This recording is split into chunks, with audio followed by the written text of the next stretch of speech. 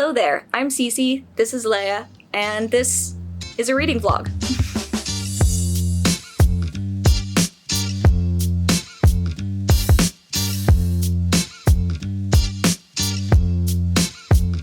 Hi friends, we're trying to get back into this vlogging thing and make it feel normal again, because you're not going to believe this, but I'm a little out of practice, despite the fact that next year is going to be my 10th anniversary of Problems of a Book Nerd as a channel. Anyway, I have been very much a mood reader in the past few months. If I'm not in the mood for something, I cannot focus on it at all. So I tend to be in the middle of like a lot of books at the same time. I'm gonna tell you about some of the ones I'm currently reading and some of the ones I might be starting, and yeah, you're just gonna come along with me while we refigure this whole vlogging thing out. I do have to go to the post office later today. I sell books that I don't need in my collection anymore on Pango, the app. If you're curious, you can check that out. I might be talking to my sister today about her move. So what I am currently reading, or like most focused on currently reading, we've got Dawn Raid. I am like 3/4 of the way done with this. This is a middle grade book. I'm enjoying this so far. It's very speedy. I just want to finish it because I keep reading it before bed and I fall asleep instantly. Not because this is boring, but because I am tired. I am a sleepy person. So hopefully I can wrap up Dawn Raid today. The other thing we've got is Get a Life, Chloe Brown. This is by Talia Hibbert. It is a romance and I'm only like a chapter. Yeah, I'm literally on chapter 2.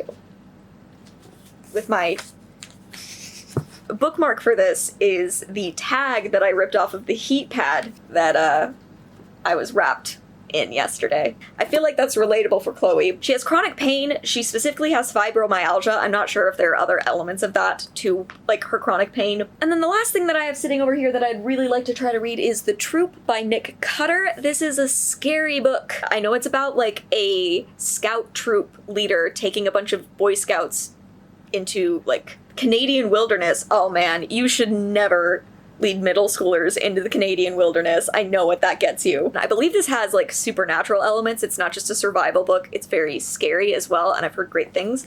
So yeah, this is where we're starting for this vlog. I don't know if we'll be reading or finishing all of these. At some point my mood might shift and I'll have to read something else, but for now, this is what I've got. I've also got a wonderful little kitty on my lap because she can tell that I'm anxious about talking to a camera again. But she's so sweet. She's such a good emotional support animal, huh? Huh, baby? You see? Okay, bye.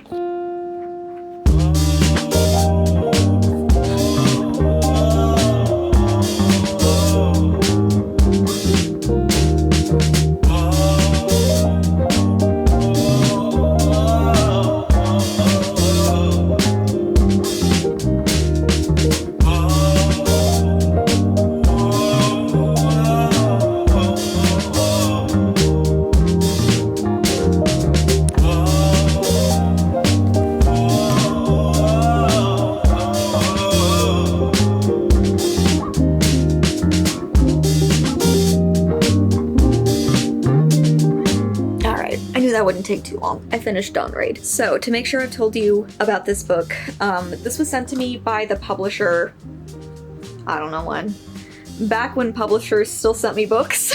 It looks like probably 2021 is when this was sent to me. This is a middle grade historical fiction, like epistolary novel. It is about a young girl named Sophia who lives in New Zealand. The book opens with her writing her first diary entry, so the entire book is just Sophia's diary during this particular point of time in her life. The main point is that we're following her, like, kind of political awakening as she's first kind of told about the ways that Pacific Islanders are being treated unfairly, and then to her experiencing that racism. And she's also learning about the Polynesian Panthers, which are an activist group that were like very much inspired by the Black Panthers in America. I loved all of the stuff in this book that was about learning about the Dawn Raids and the Polynesian Panthers and just sort of that part of Sophia's life, I think a lot of this book came off as very, very dry. I don't have a hard time buying that this is a journal, because there were a lot of days where I just felt like, oh, went to school today, saw these people.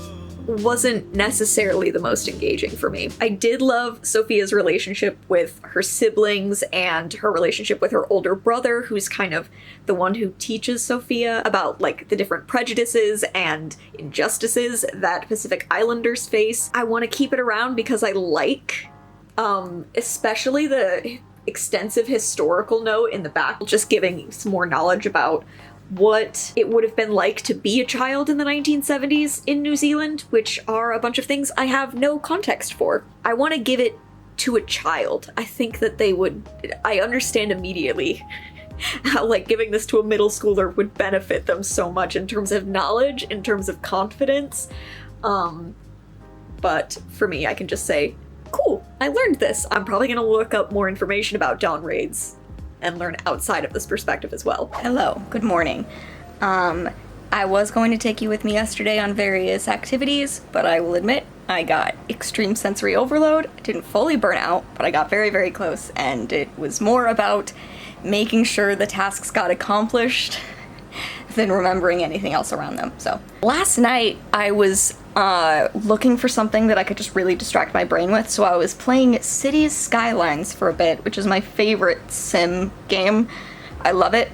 It's just like disappear for hours into it. But our computer wasn't working last night, so while I was waiting for it to update and catch up, I got a book from my library called You're Not Supposed to Die Tonight by Callan Barron, I think? Oh, Callan Barron. Callan Barron? I'll look it up. I just recently connected my Libby to my local library, so I've been flipping through some of their ebooks that are available, and this sounds like a really fun YA slasher. We just barely watched American Horror Story 1984, which was fantastic. I have been watching American Horror Story since I was in college, and I stopped for a while, but Brian and I have been going back and rewatching some of the seasons I've already seen, and then watching some of the newer seasons that neither of us have watched yet. 1984 is probably, if not my favorite season, my second favorite season overall at this point.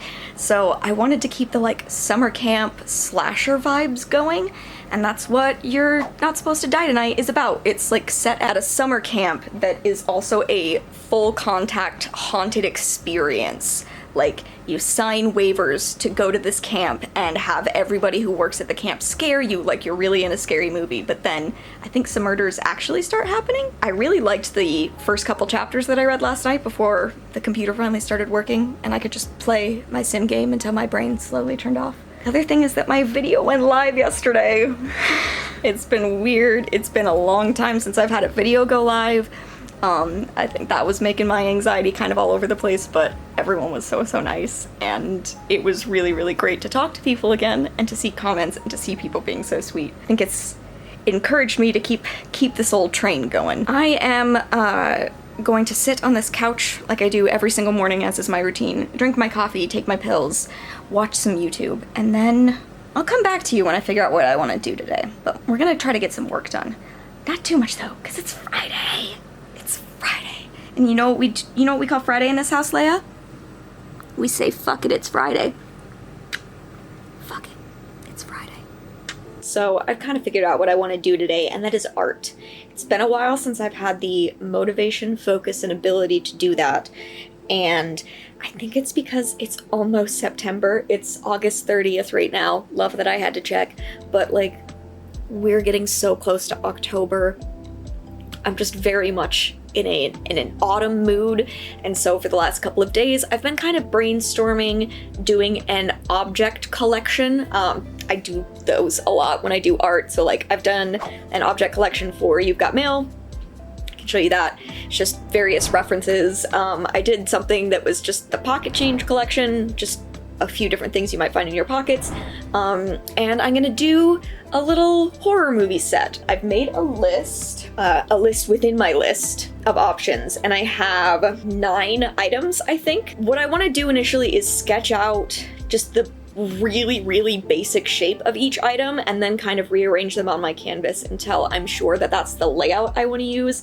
And then from that point on, each of the items will change pretty drastically as I sketch them. The thing for me is really figuring out first what the layout is going to be. That's how my brain processes it. So currently I am getting some reference photos so I don't have to like keep leaving my project in the middle of it. So currently I was just looking up the cassette from Saw. I know what a cassette tape looks like, but I don't want to be drawing the cassette tape 2 hours from now and be like, wait, what does that look like again? I just want to have it set. Here, I can tell you the movies. I have an item from Jordan Peele's Get Out. Also, Jordan Peele, an item from Nope. We've got an item from Prey, something from The Descent, something from Hereditary, an item from the remake of the movie It from 2017, Saw, something from Pearl, and then something from A Quiet Place. I have like a ridiculous list of other items that I might potentially want to draw, with a whole lot of different horror movies, so I might do multiple sets or mix and match items. How to get my fancy little glove on. And my favorite thing in the world, because I draw on my laptop and my laptop turns into a tablet, so then I don't have access to my keyboard. So I got this for Christmas from my mom. This is just a set of keys that I have programmed, and it has changed my life.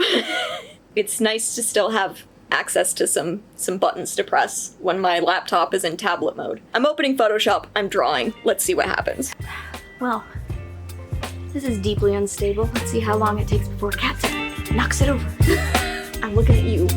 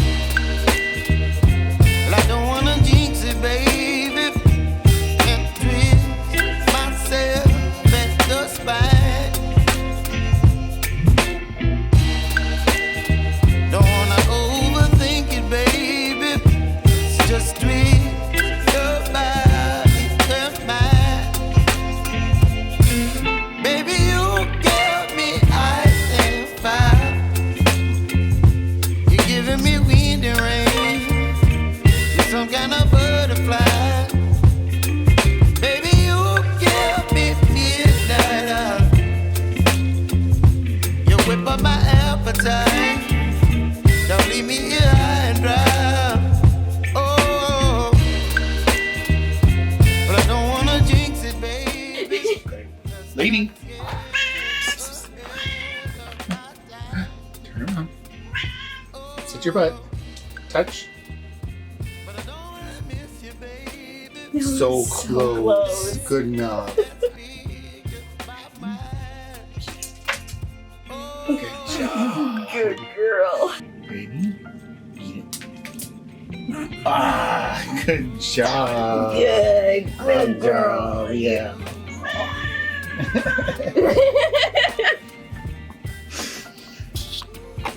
You want to say goodnight, lady? Oh, no, lady. All right. Good girl. Can you turn around? Good. Turn around. Can you put your butt down? And good shake. Good boy. Yeah. So good. So smart. So good. So smart. Yeah. Hello. It is a new day, and I have finished the book that I was telling you about. So I basically read all of You're Not Supposed to Die Tonight in one go. Like, I read the first couple of chapters the first day I got it from the library, and then yesterday I just read it all. To be fair, it's like not even 300 pages long. So it's pretty quick. According to the Libby app, it didn't even take me 2 full hours to read the book. I will say I really, really liked it. It was a really good, like, slasher in that I didn't spend a lot of time being mad at the characters for the choices they were making. And to be fair, they had kind of a Scream thing going where they had somebody in their group who was an expert in horror movies who was like, oh, you can't do that. That's how you die in a horror movie. Jesus Christ, you don't know the rules? Have an aneurysm, why don't you? But honestly, like, as a main character, Charity was someone who kept making really bad decisions, but because she was only presented with bad options. Every single time she'd be like, no, we have to go do something, instead of leaving this fucking camp. I'd get it. It'd be horrible. I'd be like, I don't know if I could do the same thing in your position, but it's not the nonsensical, let's run back into danger. Like, genuinely good reasons, in my opinion, for why as soon as people start dying, that this group doesn't just leave instantly. The ending surprised me. I was engaged throughout. Every single time something would happen, I'd be like, Brian. Everyone just laughed and was like, I guess we'll all die then. Ever, under any circumstances, say, I'll be right back. Because you won't be back. I'm getting another beer. You want one? Yeah, sure. I'll be right back! This is where we all die. Yeah, maybe. Do you know you're in a book? These cats truly are queens of annoying me, but I also love them. I'm trying to think of anything else I want to share about this book. It definitely felt like they were kind of throwing everything at the wall when it hit the end, but again, to be fair, I feel like that's what horror movies do. Like, slashers, you get to the end of the story and you're like, and this, and this, and this. You know, it's like part of the genre. It was really fun. I don't know what I'm gonna read now. For right now, I'm probably just gonna settle in and watch YouTube and drink coffee. Because Saturday. And I woke up late and my head hurts.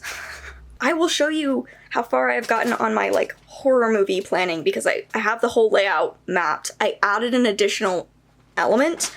I wound up adding something from the movie Gerald's Game, which is not really my favorite of Mike Flanagan's work, but the theme of this flat lay is horror movies. I needed something that I could put in a couple different places, so handcuffs it is. I'll show you more of that when I am feeling a bit more awake. So I've been trying this new wonderful healthy thing where I try to start my day with a little bit of yoga and stretching and maybe, if I feel up to it, a tiny bit of working out. I just want to head into my 30s with, like, some healthier habits, you know? And that's one of the main ones I'm going for. Little by little, hopefully I'll be getting stronger, more focused on that.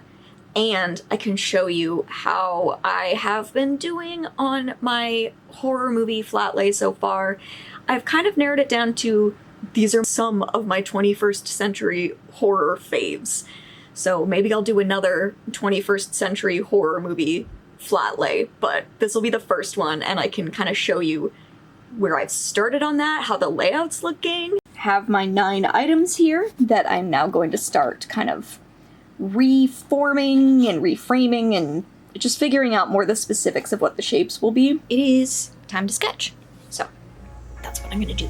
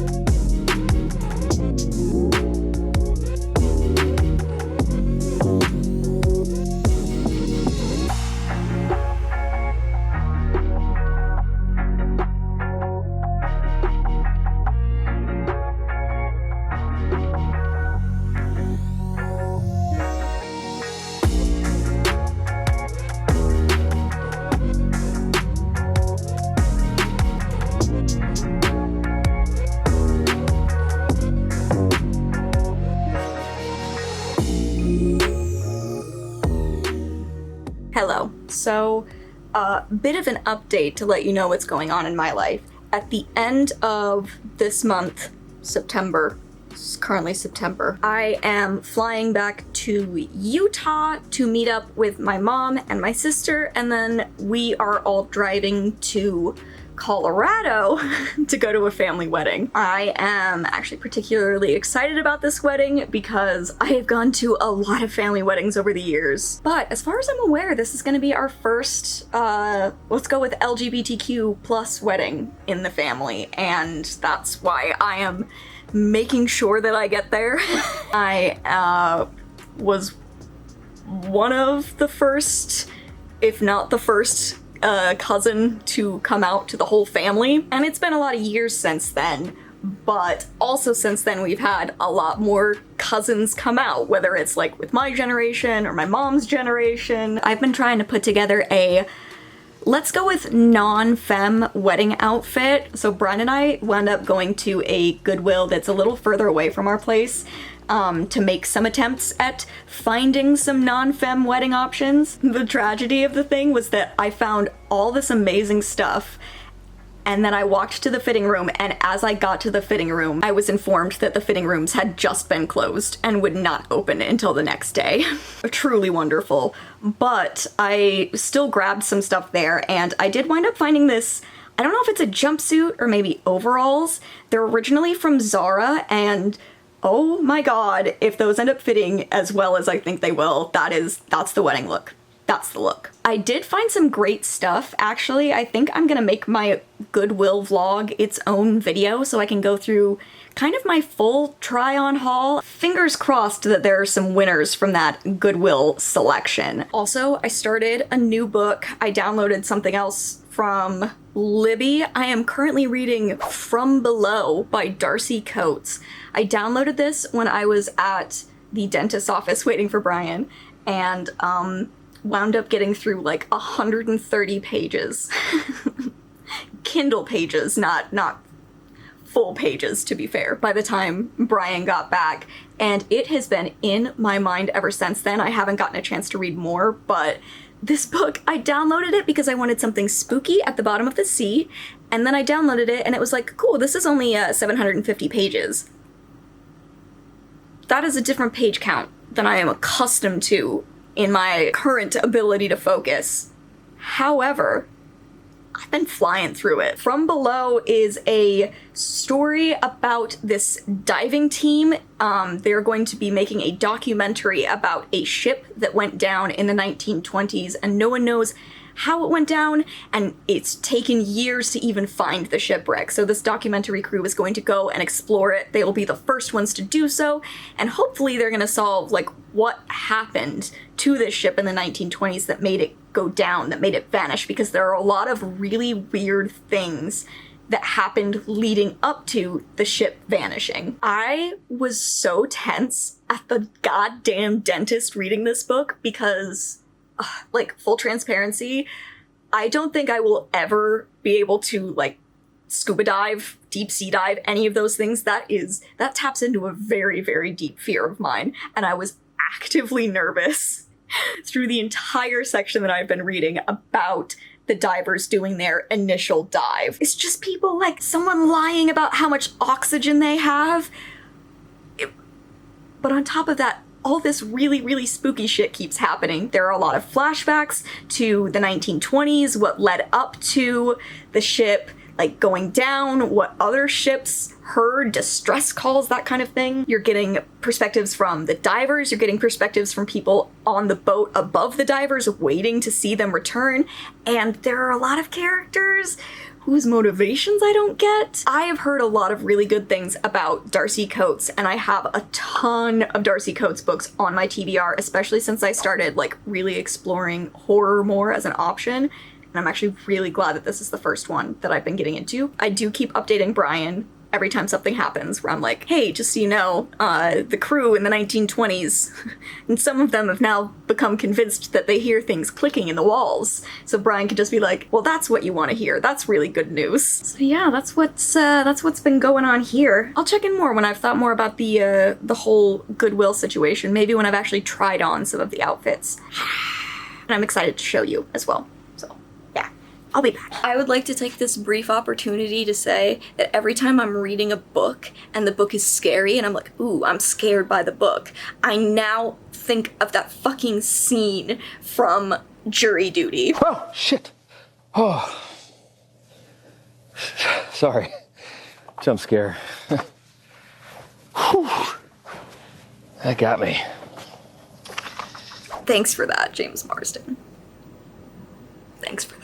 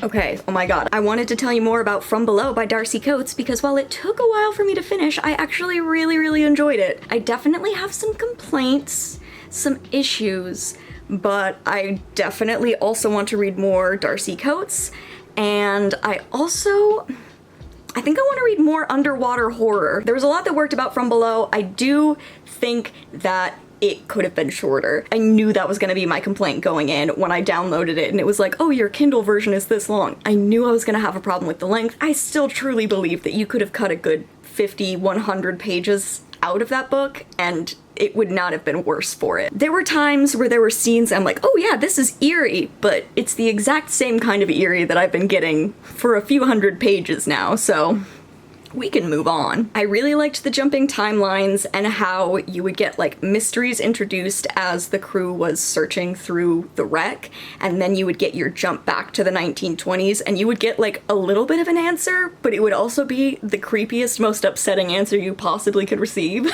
I did really like all of the characters. I thought they were interesting. We didn't stay in one character's head for the whole book, and I really liked how switching different perspectives added to the suspense because, like, you'd get one character for a very brief chapter and you would find out something was wrong, but only they knew about it, and then you wouldn't check in on them for a while, and oh, that just makes the chills go up my spine, because every single chapter I'm reading after that, I'm just thinking about the piece of information that the one character's holding back. I think it's funny that I'm going with underwater horror as my, like, a theme going forward for my reading, because I'm so scared of, like, drowning or deep sea diving. I love the ocean. She's my friend. I don't need to explore the ocean. I'm good just swimming at the beach. And in fact, underwater shit, like in movies, makes me so tense. There is one movie in my lifetime that I've ever been watching and I've just said, you know what? Tell me who lives and who dies, and walked out of the room because I could not physically sit there anymore and watch what was happening. And it's so stupid because it was the remake of Poseidon Adventure. I think they just called it Poseidon. Characters trying to hold their breath makes me so very anxious. But at the same time, I really love the movie The Abyss. This shared vibes. The other thing I want to compare it to a lot is The Luminous Dead, because it's a very, like, limited set of characters. It's a very unsettling exploration of a setting. You're reading from certain characters' perspectives, so you don't necessarily know what's real and what's not real. That's 100% a thing with The Luminous Dead. This did have queer characters, or queer character, I suppose. I don't know, just as someone who really, really liked The Luminous Dead, this gave me a lot of the same energy of some of the technical terms, but mostly just learning about a creepy environment and getting to explore it and just being freaked out. I do want to say, way back 100 years ago when I said I was going to read The Troop, that I did start reading this book. I got, looks like 30 pages in, I'm on chapter 7, and I had to put it down. It's not a DNF. It's not that I'm not going to read it or not come back to it, but I feel like it really undercut itself and its scariness factor in like the second chapter, and so I don't know why I'm reading anymore. I don't understand the idea that like 1 or 2 chapters into the book there's a perspective of who is out there in the wilderness hunting the boys. Like, why would I want that? Now I know. The idea would be to build up the suspense, no? I don't know. It rubbed me the wrong way, and because of it I couldn't get into this book, which is why I wound up picking up From Below. It's possible I'm judging too early, but I'm setting this aside for now. However, From Below by Darcy Coates, I very much enjoyed. I think I want to give it 4 stars. The ending left a little bit to be desired, but I feel like that happens so often with stuff like this. Like, in order to make a story creepy, you have to add so many elements, and then I think people are too dedicated to explaining all of the creepiness at the end. I think that's where a lot of readers, viewers get lost, whatever, in thrillers and horror, is everything has been built up so much that no matter what the explanation is, it doesn't feel big enough for how upsetting everything has been. Or it feels like you've been tricked by the book because they're like, oh, this wasn't actually scary, it was this. I don't mind, you know, that happening once, but if it's just reveal after reveal after reveal, I think that gets a little too much for me. However, the rest of the reading experience of this book was great. I was super freaked out. Weirdly enough, stopped having nightmares about being forced to go into like a submarine. Yes, that's a common nightmare of mine. Don't talk to me about it. But I think somehow reading the deep sea horror book, like, it got my brain to stop worrying about that, so maybe I'm gonna have to explore that more in the future. Horror as a method of scaring away my personal nightmares. We did make it back to another Goodwill to exchange some of the items that didn't quite fit from my little try-on haul and replace them with some other items that do fit. Brian was also able to get some stuff, which was really awesome at the second Goodwill that we went to, and we had time that I could like try stuff on, which was the huge cause of anxiety at the first Goodwill. Just, I have to try stuff on because everything looks different on your body than it does on a hanger. I am a huge advocate of trying stuff on because I have found some of the most interesting or coolest parts of my wardrobe by finding a piece that doesn't look like something I would necessarily wear, trying it on and realizing that it's perfect for me. And I was really happy because this second Goodwill that we went to had a pretty good DVD selection, and I found some winners. The way I was shaking when I found the DVD of Scooby-Doo on Zombie Island. You may not know this about me, but I'm a huge Scooby-Doo fanatic. The point is, Scooby-Doo on Zombie Island is my very favorite Scooby-Doo thing ever. I watch it every single year, and that has become increasingly difficult over the years. As it goes to different streaming services and whatever. So now I have it. Yay. Fun fact, I once went to a convention where I met actor Jim Cummings, who does, I mean, a ton of voices. He's the voice of Winnie the Pooh. He's the voice of Ray the Firefly from Princess and the Frog. Like, if you go through Jim Cummings' list of voice acting work, it is very extensive. And a few years ago, I got to meet him at a signing line, and it's possibly my favorite interaction I've ever had with a celebrity because I don't think he was prepared for my autistic ass. I walk up to this man and he says, "Oh, hey, nice to meet you. What's your favorite role of mine?" And I said, "Yes, it's Jacques the Werecat from Scooby-Doo on Zombie Island." And incredible actor Jim Cummings just stared at me for a while and then looked down at the table in front of him and all the pictures he had and said, "Well, I don't have a picture of him." Why would you, Jim? It was at this point that he said, but Ray from Princess and the Frog has the most similar accent. I could sign a picture of that. The point is, if I ever get a new chance to meet Jim Cummings, I can bring the DVD with me, and this time when he asks what my favorite of his roles are, and when I say Jacques the Werecat from Scooby-Doo on Zombie Island, I will be able to say, and don't worry, I brought my own this time. Anyway, I didn't end up finding a sweater to go underneath the black jumpsuit that I was thinking of, so I'm not quite sure if that's still the plan. I just need to maybe today or tomorrow go through some more try-on options and figure out what the best look is, and then get like the one item that I'm missing from whichever one of these outfits is the one for the wedding. We'll see how that goes. Hi, hey, hello. I'm getting my hair cut today, so I wanted to make sure I got a good before shot so I could show you what it's gonna look like after. This is very long hair for me. It is going past my shoulders. Here, I'll even do one of these. That's all the hair. Pow, new hair.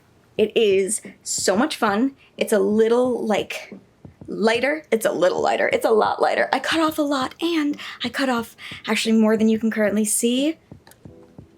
I went to the Red Chair Salon in Seattle, which was absolutely amazing. They did my hair, they did Brian's hair, and I had the absolute best time. Plus, they share a building with an independent bookstore, and I spent money. But if you live in Seattle, if you're looking for someone to do like gender affirming hair or to help figure out what you want to do with your hair and is going to make you look the best, it was an incredible experience. All right, I have slightly more time now that I can actually like get into stuff. First things first, I want to show you the other cool thing that my hair does, because there were a few things that I specified. I wanted bangs, done. I wanted it to be a lot shorter. And let me just show you. So besides the concept of bangs and having it shorter, I also wanted to be able to put my hair up in a ponytail, and I wanted to have my little undercut. So, there we go. There it is all the way around. Like I said, I love it. I'm obsessed with it. It's actually been a couple weeks now since I got it done. Things just got way too crazy leading up to the wedding, so I get to show you now, and that's what's exciting to me. Speaking of the wedding, since I was showing you some of my Goodwill picks, and I was thinking about that black jumpsuit as my wedding look, that was in fact my wedding look.